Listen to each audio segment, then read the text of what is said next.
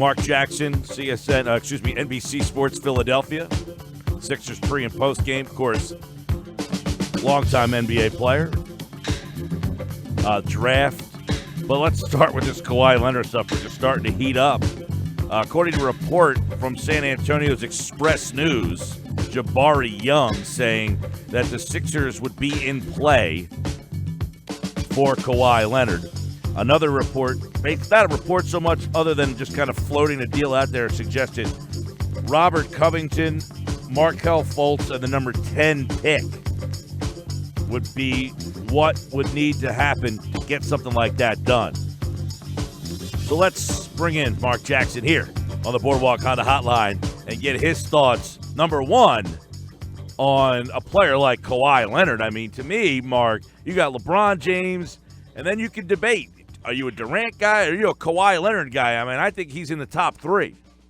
I agree with you 100%, man.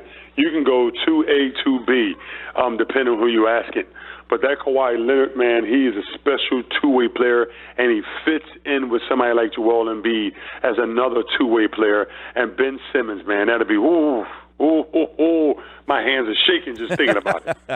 I mean, I've heard that trade thrown out there a lot, the Robert Covington, Markelle Fultz, and the number 10 pick. I guess the real question is, are you willing to give up on Markelle Fultz, an unknown, for a guy that you know a whole heck of a lot about, but could potentially lose after one season?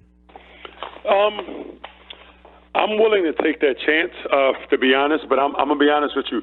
If I'm the Sixers, I'm having a deep conversation with Kawhi Leonard's people. I know there's only but so much you can talk about, but do you really? I think they're willing to give up Covington to get Kawhi Leonard. And to be honest, I think the 76ers organization, brass, think they could woo Kawhi Leonard after 1 year to stay, especially if he's still available to get that Supermax deal. I don't know if he's still able to get it if it's traded. But if I'm the Sixers, I'm asking him to sign that deal with the Spurs, then making a trade. Well, if he's traded to anybody, he can't sign that Supermax. He can sign a max deal, but not that. He's given up $31 million to make this decision. That's what's bonkers about it. He must be so unhappy in San Antonio that he's willing to give up $31 million to get out of that deal. Well, also, I think he wants to go to a major market, because he turned down the contract with the Jumpman, the Jordan Brand shoe, because he didn't like the offer he was making, and he wasn't getting the LeBron James numbers or even the Derrick Rose numbers from the shoe companies like he thought he was worth. So I think that comes into play with him wanting to be in a larger market. I think that's why Philadelphia could be in a play. But I'm going to be honest with you. I hear Markelle Fultz, Covington, and number 10 pick. But to be honest, I don't think that's enough.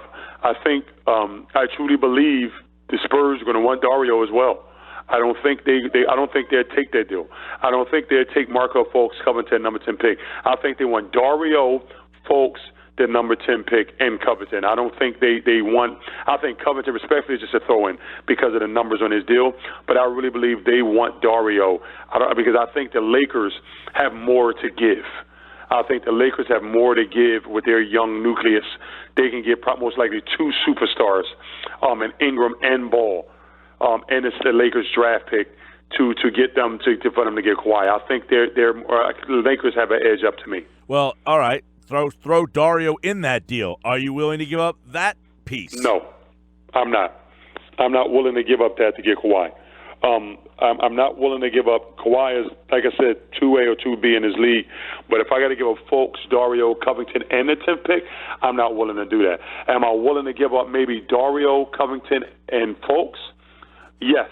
Am I willing to give up I'm not willing to give up all four of those scenarios. I'm not willing to give up Dario, Markelle, and the number 10 pick for Kawhi. You can have two of those three, but you can't have all three and Covington for Kawhi. You can't. That's just me. And is that because of the potential of him walking? Or, I mean, what if it was, okay, you got him and he's going to sign a long-term deal with you? Is that change the narrative or still too much? I think it's still too much. I mean, does it change the scenario? A little bit. But I think you're giving up major firepower off your bench. I think you need one of those two guys. I think you need, I'm going to use the word need. You need Dario or you need Fultz. Dario's proven. Fultz, you still got your hands in the air, but I think he's an exceptional player. You need one to solidify your bench. You can't have those guys and not have a bench. A bench is important unless you got four legitimate all-stars, four legitimate Hall of Famers like Golden State. I think your bench is still important. Marc Jackson's with us. The news today that Kawhi Leonard, he wants out of San Antonio, and already teams emerging. Now, Boston made a deal for him, or made an offer for him back in February. That was declined. Philly and L.A. are in the mix. There's some other teams as well, but if Boston got involved there, that would be an interesting scenario to say Kawhi Leonard in Boston. So there's something to keep an eye on. But the Lakers, you got LeBron James, Paul George, all kind of centered around. You wonder if there's some behind-the-scenes stuff working here, Mark, of, hey, wherever you end up, I'm going to try to really, press my way that way as well. Do you think there is some conversating going on behind the scenes? I think it is. I think it is. I think because that's how the Miami Heat Big Three got formed, because of back channels by players. I think it is, but the only problem is Kawhi doesn't speak much. And, what you see on the court is how he is in real life. He's not a talkative guy. So I can't see LeBron calling Kawhi like, yo, let's make this deal. I can't see that. I see LeBron's right-hand man calling Kawhi's, agent, who's I think is his uncle, or as a family member. I see him calling him, but I don't see Kawhi making it that talkative like Dwayne Wade and LeBron is. At this stage of the game, we have no clue what's going to happen free agency, but how much do you think the draft impacts these guys' decisions, or not at all? As far as the players, it don't impact their decisions. It impacts the team's decisions. But to me, I don't think it impacts the players. The players can care less about the new guys coming in. They just want to get it, just want to play and worry about who's currently in league. Because we all know as players that, most of the time that these guys who come in the league, we don't know if they're going to be great. Or if they're good now, who said they're going to translate that into the NBA? So I don't see that. Right. I don't. Well, for instance, you have a situation in Cleveland where LeBron is obviously lingering. They have the 8th pick. Is there a guy that they could take in this draft that could convince him to say, you know what, I feel good coming back because of that guy? At the 8th pick, I really don't think so. I think the Cleveland does get a pick that can hopefully help them in the future. They have to think, do they want to go point guard and go with the kid from Alabama and Sexton, or do they want to maybe take a chance on Porter from Missouri? To when LeBron leaves, if you think he's leaving, you could just slide him right into that position. So I think they got a lot to offer, but I don't think either one of those players or whoever they draft there is convincing to LeBron that he's worth staying for. All right, Marc Jackson's with us, NBC Philadelphia. Of course, you see him on Sixers pre- and post-game stuff. Let's talk a little bit about the Sixers because they have the 10th pick in the draft. Number one, how valuable do you think that number 10 overall pick is? I think it's viable. Even let's say worst case scenario, Sixers don't land any free agents this year. One thing I think, let's just look at that. Let's just worst case scenario. They're looking, in my opinion, they have to get JJ back. They have to really consider if they want to bring Bellinelli back, or do they want to give the young guy from Turkey a chance. And see if they can just slide him in off that bench role, and him being that second shooter off the bench. They got to get Ilyasova back. But one thing they have to do, they have to upgrade the small forward position. So I really believe that's the rate they'll go. All right. So, Mark, you mentioned if they strike out in free agency, all right? Unfortunately, yes. We got to look at worst-case scenario. Okay, you said worst-case scenario. But if they do strike out in free agency, is it a failure this summer or just a disappointment? If they strike out? If they end up with – everybody's talking about LeBron, Paul George, or trading for Kawhi Leonard. If they don't end up with someone of that 0 for 3, level. 0 for 4, 0 for 5, if they basically go 0 for Mark. If they go 0 for, is it a disaster? No. I think it's unfortunate, but is it a disaster? No. If they could sign back the nucleus they had before in JJ and Bellinelli and Ilyasova.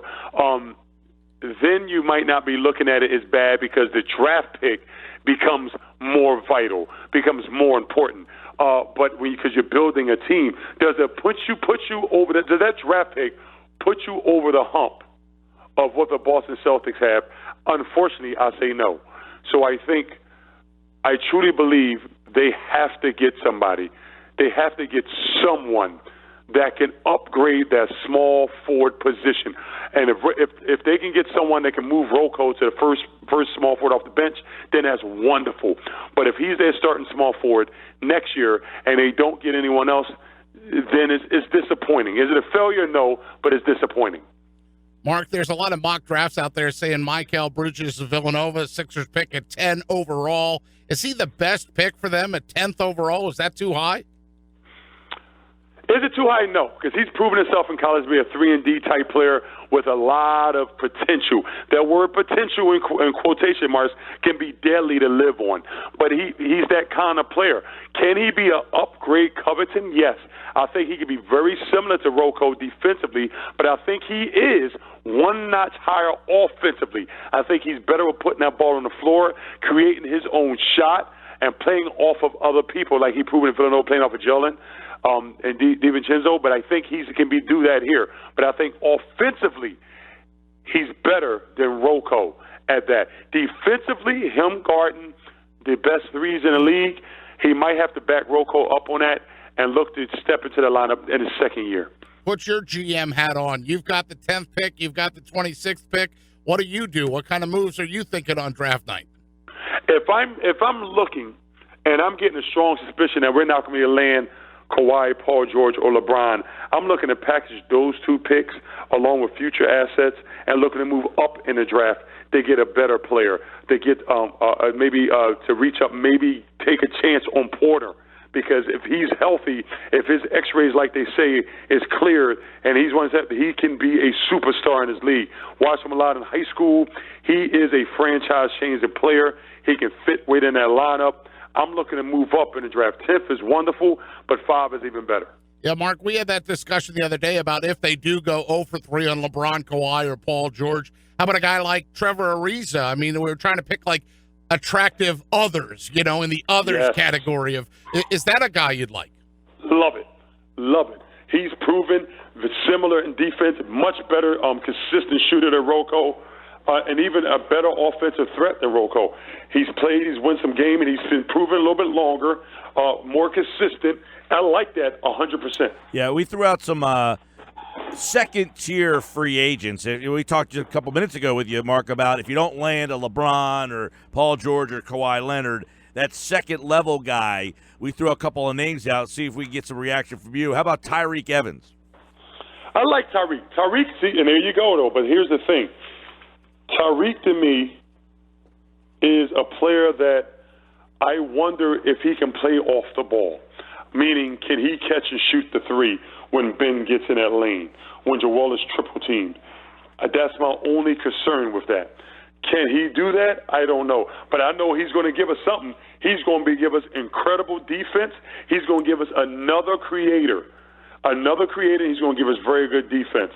But as far as, then we go back to the conversation, is he worth being that second-tier free agent that we was hoping to get LeBron? Yeah. Is he that good enough, that second tier, that we can still keep the same system with him on the court and teams don't help off of him? I'm scratching my head on that. I don't think so. Right. I feel like if Tyreke Evans is maybe like your third guy, that you put yourself in that, hey, I'm the 55-win team that comes up short a lot. Hey, I agree. I 100% agree there. Trevor Ariza is a better fit just because of his ability to stretch the floor. And he's not your third guy. He's more of a role guy. Tyreke Evans, I mean, he's a 19, 20-point guy. He's up there on your depth chart. How about Avery Bradley? Where does he fit in? So, okay, if you slide Avery Bradley into the two-guard position, he fits in defensively. He can play off the ball. He can guard a lot of teams' ones, and Ben can guard their twos, or Rowe can guard their twos, and Ben can guard their threes, and Dario can guard their fours, and it makes sense.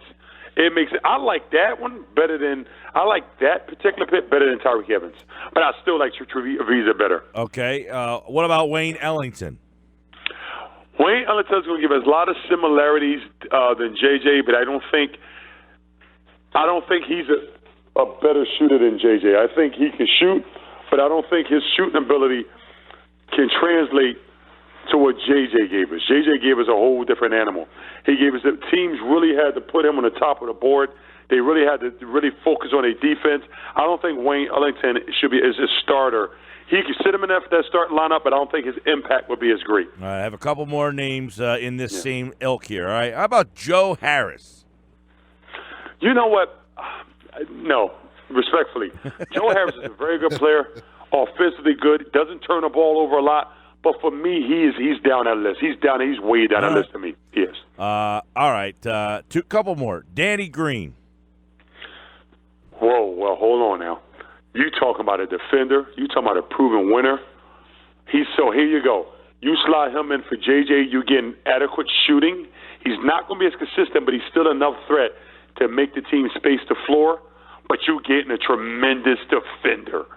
You getting another lockdown guy. I like that. And you save money, have the ability to the following year to still have money to maybe pursue the next free agent. I like that. All right. Those guys are all kind of shooters and perimeter defenders. How about if you get into that situation where you lose, you got to replace maybe Amir. What about Ed Davis? I like Ed Davis. Ed Davis is a beast. He is a beast. He's an aggressive, no nonsense tolerant kind of guy. I like him a lot. I think he can slide right in there on that backup spot and really get him some banging minutes, get some rebounds. And one thing you can get from him, I think coach will play him consistently as a backup. And if Joel has to sit out a few games, I like him as a pick and dive kind of guy. Hey, Mark, how about this scenario, a different kind of scenario? Would you overpay for a guy like Marcus Smart on a 2-year contract, stealing away from the Celtics since he's a restricted free agent? Would I do that for Mark Smart? Mark Smart is a competitor. He's one of the best top 5 defenders at the guard position in his league. But I don't like him with Ben. I don't. He must have at least 25 minutes a game. And that 10 minutes that he would be playing with Ben, you couldn't play them together. I don't like it. Who's more important than to re-sign this offseason, Ersan Ilyasova or Marco Bellinelli of those two guys? I think Furkan can step up and be given a chance. I think Ilyasova gives us something in his pick and pop kind of situation, his ability to take charges. I think Furkan is a younger Bellinelli. I think it's time that he's given a shot. Of course, he was a first-round pick a couple of years ago. You know, there's a couple of guys, as Pete asked you about Bridges at number 10. How about the kid that was in there today, Knox? I really like that guy. In fact, I would love to see them. He kind of reminds me of a little Paul George there. They liked him today. He was in for a workout. Kevin Knox at Kentucky. How much you know about him? Listen, so I just moved back from the Philadelphia area from Tampa, Florida. So I've been watching the kid since he was like in the 6th grade in the AAU circuit. He's a legit 6'10". He is and will be a consistent NBA shooter. He will be a tremendous defender. He could defend, but I don't think he's quick-footed enough to guard the NBA 2 guards, which means Ben will have to guard 2 guards. And I don't think he's quick enough to guard those guys. I truly think he will struggle guarding some threes. You don't get that defense with you. But I think his ability to want to learn, he loves to learn. So watching him work out for the last 6-7 years, watching his development, watching his growth physically and mentally, I think he's an under-the-radar kind of guy that could be a consistent 17 to 18 points a game scorer in his league. But here's the thing. You can slot him in at that 3 spot. I think by halfway through the year, he'll take over the starting position at 3. But I think it helps hurt the 76ers defensively. Guy I like a lot. How about if you're a GM, Michael Porter Jr.? Michael Porter, that's the guy I was talking about. I think, if he is healthy, he had a little hip problem in workouts. Yep. If he's healthy, if his back is cleared, if he gets his speed back, he is a future NBA scoring champion. He literally is. But once again, you're going to lose a lot defensively. Yeah. Well, the guy I asked you before about was Kevin Knox from Kentucky. Mm-hmm. Yeah, and Michael Porter was the Missouri, right? Missouri was Missouri, Porter, yeah. and Kevin Knox was in today from Kentucky. And then they had the two Bridges in. And, of course, they had Grayson Allen in, too. So maybe with that 26 pick looking in that area, too. So you got a lot of possible movement that you could do some things here.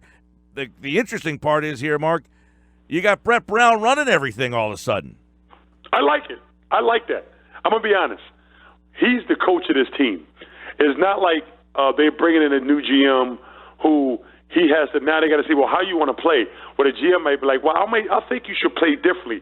Then they're going back and forth on decision-making, what kind of player they get. I like the fact that the coach gets to pick his guy. He watched enough tape. He sees these guys a lot. I really like for the coach to pick the guy that he foresees to get in his lineup that he can really move into chess pieces. I like the fact that he gets to make the final decision on that as a player, personnel who's not just coaching the team, but he's calling the plays. He's running the practices. I like that for the 76ers. But here's one thing. I don't think the 76ers need another guard. I don't think at that late first-round pick, I think they need to get rid of that pick. I think they need to trade it, combine it with the 10, maybe move up, or just trade it for future assets. But I don't think the 76ers look to get another guard. They still got TLC. They got Furkan. Bellis is still in contract. I think they really need to get rid of that pick. I don't think that pick helps them now. Hey, Mark, what if Ersan Ilyasova does go elsewhere and they need to replace his role? What do you think about Jeff Green?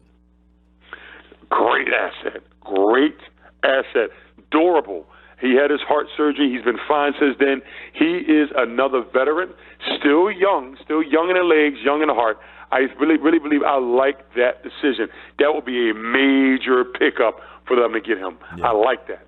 And by the way, just coming out a little while ago, that Trae Young was scheduled for a workout with the Sixers today. He canceled that workout earlier in the week. I don't know if he would fall to number 10. How do you feel about Trae Young coming into the league? I think it's a lot of hype on Trae Young, especially so he put up some incredible numbers in the beginning of this season in college. Do I like him for the Sixers? I think he'd be a good fit with Ben playing off the ball, and then Roko's guarding the 2, then Ben's guarding the 3s. But I think he's going to be a liability defensively. I think even if he does become a better defender as time goes on, I think the first couple of years will be so much of a struggle. I think Ben and Roko will have to make up for him, have to clean up for him. I don't like that for the Sixers right now. But he fits in offensively. Okay. Marc Jackson's with us here. So if they could end up with any one player that's available, that we think is available, which guy would be the home run? At their number 10 pick? No, just in terms of free agency, a trade, or a draft choice. If you say at the end of the offseason they have this guy on their roster, who's that home run? For me, I'm not going. Let's put LeBron on the back burner. I truly believe they need to overpay and get Paul George. If he wants the max, I think they should give it to him. I don't think the Lakers are going to give him the max. I don't think the Lakers are willing to give him the max. I don't think OKC is willing to give him the max. If I'm the Sixers, I don't mind overpaying and giving Paul George the max. I think he slides in, and I think with the addition of Paul George, he puts them head-to-head with the Boston Celtics, maybe because of Joel Embiid, a pigeon higher. All right. Marc Jackson, we got the NBA draft coming up on Thursday, and then the 29th, everybody's got to decide opting in or opting out, and then the crazy season really begins. Mark, we will catch up soon, pal. Thank you so much. Good talk to y'all. Talk to y'all soon. All right, Marc Jackson, like all guests, appeared via the Boardwalk Honda Hotline.